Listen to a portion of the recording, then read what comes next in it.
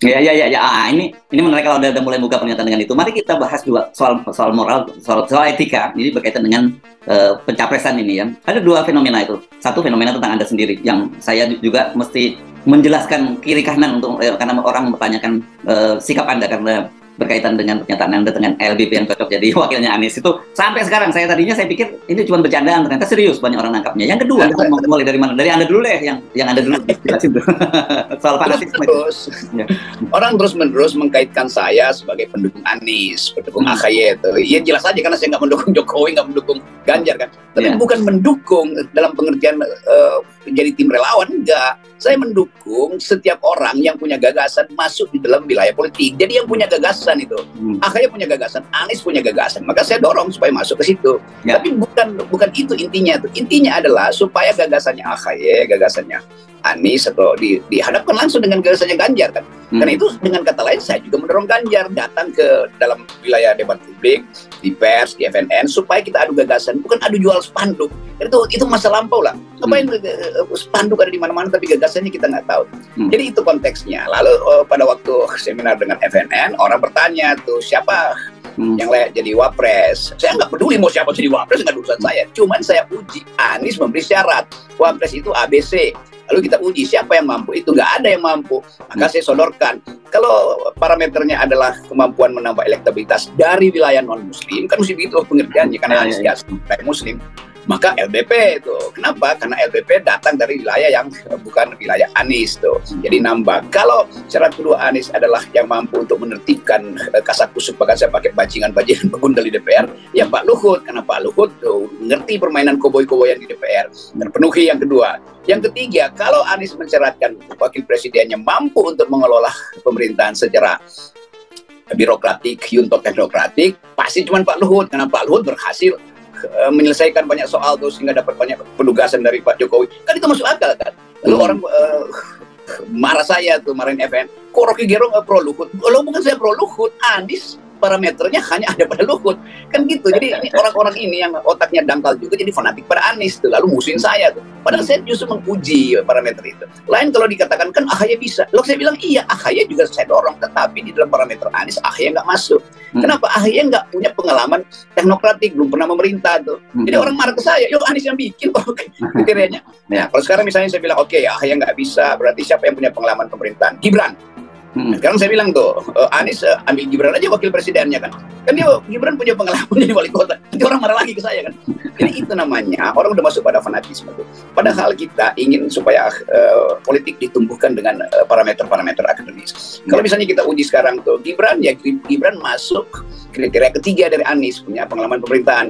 Gibran mampu nggak menertibkan perkelahian politik nanti di DPR? Karena saya bayangkan kalau Anies menang, tetap partai politik bukan dikuasai Anies, kan tetap minoritas PDIP, partai pendukung Nasdem apalagi kan. Jadi hal-hal semacam itu yang kita uji. Apakah Gibran punya pengalaman pemerintahan? Punya wali kota. Apakah Gibran mampu? Belum tentu dia mampu. Apakah Gibran nambahin suara? Pasti nambahin suara dari wilayah PDIP. Jadi Gibran tinggal satu soal. Jadi semua kita ukurkan berdasarkan parameter yang dibuat oleh Anies sendiri. Dan begitu cara.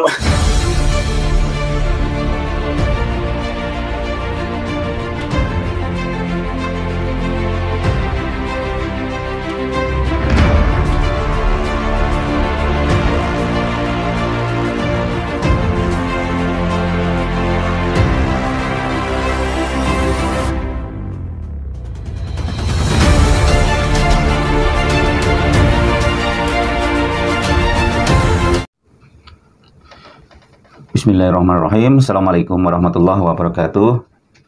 Sahabat HS Official yang dirahmati Allah Subhanahu wa taala. Kita bertemu kembali dalam suasana cukup cerah. Seperti biasa, kita akan membahas topik-topik yang aktual, kekinian juga viral. Beberapa waktu yang lalu ini ada semacam pendapat dari Rocky Gerung ya, yang melihat bahwa untuk cawapres Anies Baswedan itu sangat baik kalau dipasangkan dengan Luhut Binsar Panjaitan. Ini tentu saja analisa dari satu sisi saja ya, yaitu dari sisi tentang kepemerintahan. Namun demikian tentu saja Rocky Gerung tidak paham ya tentang berbagai aspek yang diperlukan, terutama bagi umat Islam. Mari kita bahas sedikit tentang bagaimana peluang atau kemungkinan apakah mungkin Anies itu dipasangkan dengan Luhut. Ada beberapa masalah yang timbul dan bahkan masalah ini bisa sangat serius. Kita tahu bahwa Luhut ini adalah, dia boleh dikatakan adalah dutanya Cina komunis, dan ini juga diakui sendiri oleh pemerintah Cina ya, bahwa Luhut itu adalah sebagai duta mereka. Nah, kita tahu bahwa pemerintahan Cina itu di Indonesia itu tidak mungkin akan membiarkan ya, Indonesia itu untuk mandiri. Mereka punya kepentingan-kepentingan politis ya, dan juga kepentingan-kepentingan geostrategis di Indonesia ini. Maka apabila Indonesia ini masih ada ketergantungan dengan Cina, ini sangat berbahaya ya. Dan Luhut di sini ya, ini tidak mungkin ya, ini akan melepaskan Indonesia itu dari pemerintahan Cina. Yang kedua, bahwa selama ini Luhut ini sebagai orang kepercayaan Jokowi ya.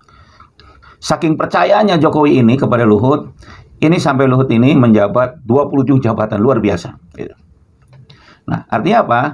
Di sini ya, Luhut ini sebenarnya masih dia akan memperhatikan atau mengutamakan kepentingan Jokowi. Nah, sedangkan kita tahu, sahabat sekalian, ya, Jokowi ini kan ini sangat benci kepada Anies, ya, khususnya, dan umumnya ini Jokowi ini sangat benci kepada orang-orang yang Islamnya itu taat, sehingga dengan berbagai stigma, ya, dengan berbagai framing, ya, sampai menurunkan buzzer-buzzer, ya, ini untuk mendiskreditkan Islam dan juga para ulama dengan predikat-predikat yang menyeramkan, ya. Islam teroris, ya, radikal, garis keras, dan lain-lain. Ya. Jadi pada hakikatnya mereka ini sangat benci kepada Islam, sehingga mereka tidak mau ada orang Islam yang taat, orang Islam yang katakanlah lebih condong ke kanan, itu dia untuk memimpin Indonesia. Ya. Maka dibuatlah berbagai macam serangan, ya, framing-framing jahat, ya, framing buruk, ya, yang seolah-olah ya, kalau ada seorang pemimpin yang Islamnya taat, ini seolah-olah akan terjadi kerusuhan seperti yang terjadi di Suriah dan lain-lain. Yang ketiga, sahabat sekalian, ya, bahwa Luhut ini selama ini seolah memaksakan ya, terhadap proyek-proyek, program-program dari Cina ini. Walaupun ini dampaknya ini kadang-kadang merugikan rakyat. Dampaknya ini kadang-kadang menyengsarakan rakyat. Ya. Tetapi kadang dipaksakan. Ya. Berbagai macam program, ya, yang mungkin sebenarnya di dalamnya ada aspek-aspek bisnis, ya. Tetapi tidak peduli, ya, termasuk ketika di masa pandemi, ya, ini ada keharusan-keharusan, ya, untuk melakukan hal-hal tertentu, ya, dari mulai vaksin, ya, antigen, ya, dan lain-lain itu, ya, ini seolah-olah ini suatu kewajiban. Padahal dari WHO sendiri ini sudah memperingatkan, ya, seperti vaksin booster ini kan sebenarnya udah dilarang oleh WHO itu. Tetapi di Indonesia ini seolah dipaksakan karena ada proyek-proyek kepentingan yang baik hubungannya dengan bisnis maupun kepentingan-kepentingan Cina. Jadi sahabat sekalian, apabila ini ada satu pendekatan dari Luhut kepada Anies Baswedan yang kemudian masyarakat itu menafsirkan, ya, bahwa Luhut ini akan menggandeng Anies, ya, ini menurut hemat saya ini adalah sebuah jebakan Batman, ya. Nah, apa jebakannya itu? Jadi Anies ini nantinya akan digiring, ya, digiring, ya, untuk masuk ke dalam proksi Cina. Ya. Nah, kalau ini sudah terjadi, maka sudah di situ Anies betul-betul terjebak, ya, tidak bisa keluar, ya, sehingga masyarakat rakyat Indonesia yang selama ini mengharapkan kemandirian, ya, ini menjadi buyar. Ya. Oleh karena itu, menurut hemat kami ini, ya, opsi terhadap masuknya Luhut kepada koalisi yang partai-partai yang mengusung Anies Baswedan sebaiknya dilupakan saja, ya, tidak usah ditanggapi. Ya, jangan sekali-kali ya orang-orang yang selama ini menjadi kepercayaan Cina, termasuk orang-orang yang masuk dalam rezim Jokowi ini jangan sampai bergabung dengan koalisi Anies Baswedan. Kita harapkan bahwa pemerintahan Anies ini nanti pada tahun 2024 itu betul-betul bisa memulai dari nol, ya, yang tidak ada ketergantungan kepada proksi manapun, ya, baik kepada asing maupun kepada asing, ya. Sehingga Indonesia itu akan menjadi negara yang betul-betul berdaulat, ya, negara yang betul-betul bisa mandiri, bisa memutuskan sendiri, ya, tidak seperti sekarang yang terjadi pada rezim Jokowi, ya, yang sangat ketergantungan dengan Cina, sehingga segala macam itu yang diutamakan, yang dipentingkan adalah Cina, walaupun harus mengorbankan rakyat sendiri. Ya. Jadi opsi adanya Luhut untuk masuk ke dalam koalisi Anies, apalagi menjadi cawapres, itu kita tutup, kita lupakan, ya. Kita cari orang-orang yang betul bisa sinergi, yang mempunyai visi misi yang sama dan juga memiliki komitmen yang sama untuk memajukan Indonesia, ya, baik secara teritorial, ya, kemajuan ekonomi, budaya, hukum dan lain-lain, ya. Itu adalah orang-orang yang betul-betul mampu, ya, untuk menangani semacam itu.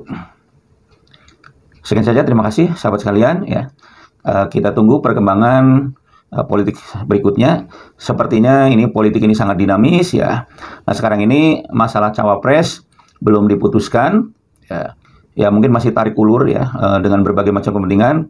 Tapi mudah-mudahan nanti cawapres yang diputuskan adalah betul-betul cawapres yang memiliki kesamaan visi dan misi, ya, mempunyai integritas yang sama, komitmen yang sama, ya, yaitu untuk memajukan Indonesia sehingga Indonesia itu bisa menjadi negara yang makmur, sejahtera, berdaulat, ya, dan juga negara yang berwibawa. Terima kasih sahabat sekalian. Kita jumpa di kesempatan yang lain. Assalamualaikum warahmatullahi wabarakatuh.